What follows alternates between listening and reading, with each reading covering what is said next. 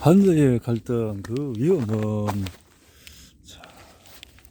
환자의 갈등 위험은 변명과 설명에는 엄청난 차이가 있다. 변명한 책임을 회피하는 구실을 찾는 말이라는 인식 때문에 대부분의 사람들은 변명하는 사람을 신뢰하지가 않는다. 20년 전 내가 치과 의사가 된 지 얼마 안 되었을 때 경험담. 환자가 만족하지 못한 치료에 대한 설명은 모두 초라한 변명이 되었고 나는 치료가 그저 무사히 끝나기만을 간절히 바랄 뿐이었다. 자, 이렇게 왼쪽은 임플란트 심기 전의 구강의 모습이고 임플란트 심고 나니까 모습이 딱 정교하게 잡혀진 모습이 되어졌네요. 스캔을 하고 깨끗하게 해져서 임플란트가 모양을 맞춰버렸네요. 참 신기하네요. 준비하는데 이틀이 걸립니다. 이틀 후에 환자는 임플란트 심었고 거울 속에 금방 만들어진 치아를 보면서 만족해했다. 환자와의 공감대를 형성해라.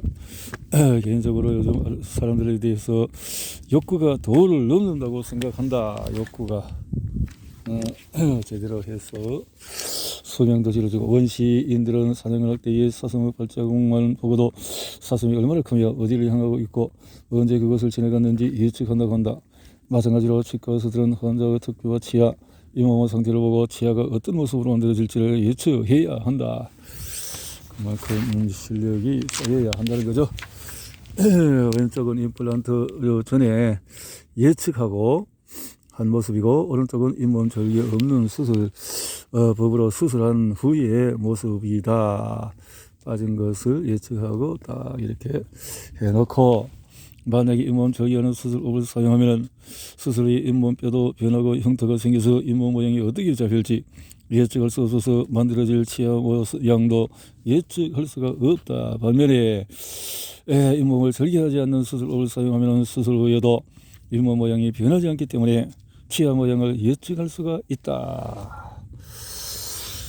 임플란트로 이렇게 할 수가 있다. 20년 전 진료실에서 환자와 나눴던 대화의 흔한 장면이다. 흔히 오갔던 대화였지만 환자는 어떻게 느꼈을까 생각해보면 괜히 미안해진다. 환자는 시간이 없다고 호소하는데 나는 환자의 얘기를 그냥 흘려들 뿐 환자의 감정에 대해서는 아무 관심도 기울이지 않고 단지 지시만 하고 있다.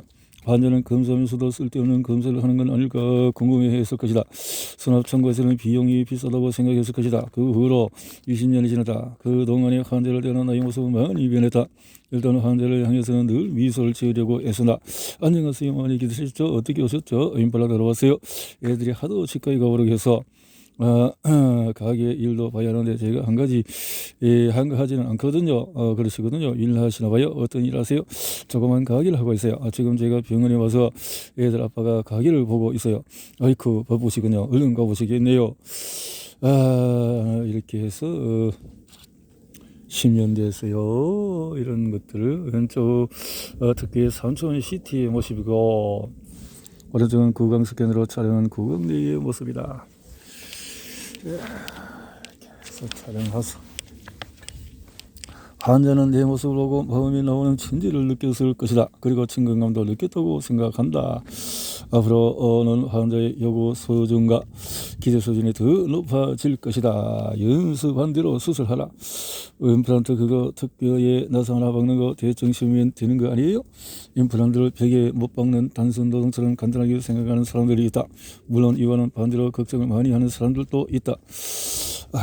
생각을 간단하게 박으면 된다 이렇게 생각하는 것도 안 되고 임플란트 수술이 너무 복잡하다고 생각할 수도 있다. 그러나 그만한 이유가 있다. 입안에서 가장 적합한 임플란트의 위치를 찾아야 하기 때문이다. 잇몸은 겉으로 보이는 것이 전부가 아니다. 정확한 위치를 찾아서 구강 내의 치아를 만들 때 이웃한 치아와 조화를 이루는지 확인하는 과정은 매우 중요하다. 왜냐하면 조화롭지 않은 치아가 입안에 만들어질 때 환자는 부자연스럽고 불편한 느낌을 갖게 될 것이기 때문이다. 그래서 구강 스캐너가 개발되기 전에는 겨우 뼈와 치아의 구조만 파악할 수 있었다. 때문에 치료 계획을 제대로 세우지 못하는 경우가 종종 발생했다. 양배추가 보기와는 달리 속이 꽉 차 있듯이 잇몸도 그러하다. 잇몸도 그렇게 딱딱 맞춰 나가야지. 임플란트 시술 수술을 시뮬레이션 하기 위해서는 먼저 수술과 관련된 모든 변수들을 컴퓨터에 입력해야 한다. 그 변수들은 환자의 특별 치아 잇몸에 대한 정보들이다. 이렇게 해서 정보를 얻고 시뮬레이션을 딱 해서 시뮬레이션을 해서 그것을 딱 실습할 때 맞춰 나가야 된다 하는 거죠. 아, 깨끗하네요.